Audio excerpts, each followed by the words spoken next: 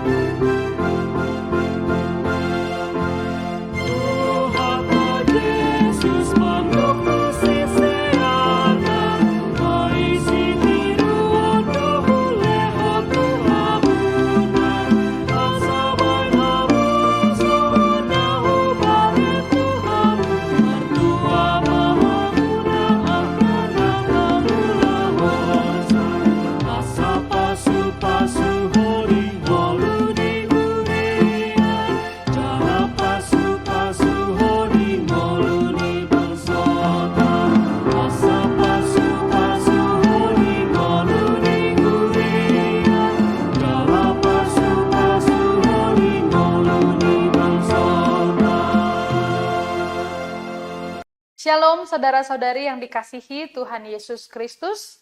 Marilah dengan sukacita kita menyambut firman Tuhan renungan pada hari ini, Rabu 28 Mei 2025. Marilah terlebih dahulu kita berdoa. Kasih karunia dan damai sejahtera dari Allah Bapa Tuhan kita dan dari anaknya Tuhan Yesus Kristus menyertai kamu sekalian. Amin. Saudara-saudari, kita akan mendengarkan pembacaan firman Tuhan yang menjadi nats renungan pada hari ini. Ayat harian kita hari ini, Rabu 28 Mei 2025, diambil dari Matius 9 ayat 13. Jadi, pergilah dan pelajarilah arti firman ini. Yang kukehendaki ialah belas kasihan dan bukan persembahan. Karena aku datang bukan untuk memanggil orang benar, melainkan orang berdosa. Demikian firman Tuhan.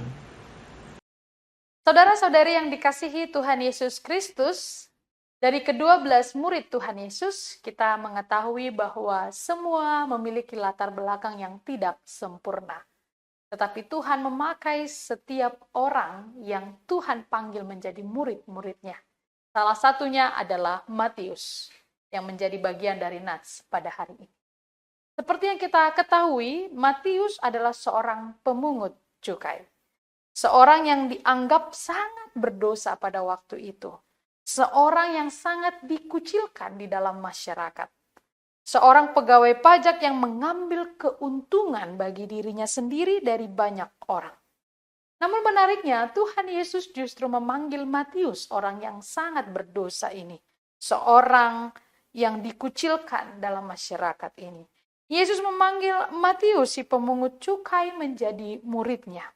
Matius tidak pernah menduga bahwa dirinya yang disisihkan, dirinya yang dicibir oleh masyarakat, tetapi diterima dan sangat dikasihi Tuhan Yesus. Kaum Farisi bahkan mengecam hal ini, tetapi Tuhan berkata, bukan orang sehat yang membutuhkan tabib, tetapi orang sakit. Inilah misi kedatangan Tuhan Yesus, yaitu menyelamatkan orang berdosa. Misi kedatangan Tuhan Yesus ke dunia, menyelamatkan orang berdosa. Semua orang dipanggil untuk menerima hidup yang baik, hidup yang kudus. Termasuk Matius dipanggil dan dipilih Yesus untuk menjadi muridnya. Tentu saja Yesus tidak bermaksud untuk mengangkat keburukannya, masa lalunya. Tapi Yesus melihat pertobatan yang tulus dalam diri Matius dengan kesungguhan untuk mengikuti dia dan meninggalkan pekerjaannya dan cara hidupnya yang sangat berbeda setelah mengikut Kristus. Karena itu saudara-saudari, siapapun bisa berubah lebih baik jika dia sudah mengikuti Tuhan Yesus. Siapapun yang mengikuti Tuhan Yesus, maka hidupnya harus sejalan, sewarna, senada dengan cara hidup Tuhan Yesus. Ini nampak saudara-saudari Bagaimana dalam kehidupan sehari-hari, kalau semisalnya kita memiliki hobi, mengikuti jejak teman kita seorang yang suka, kita katakanlah dia suka sekali untuk melakukan pekerjaan-pekerjaan di sekitaran pantai. Pasti jika kita mengikuti gaya hidupnya, pakaian kita akan berbeda, cara makan kita akan berbeda, kehidupan sosial kita akan berbeda. Jadi seperti itu juga mengikuti Tuhan Yesus. Agak janggal jika kita mengikuti Tuhan Yesus, tapi hidup kita tidak berubah. Harusnya hidup kita, pola kita mengikuti pola yang ditinggalkan oleh Tuhan Yesus dalam firman-Nya. Saudara-saudari yang dikasihi Tuhan Yesus Kristus, seburuk apapun masa lalu kita, seburuk apapun kesalahan kita, semua sanggup Tuhan ampuni.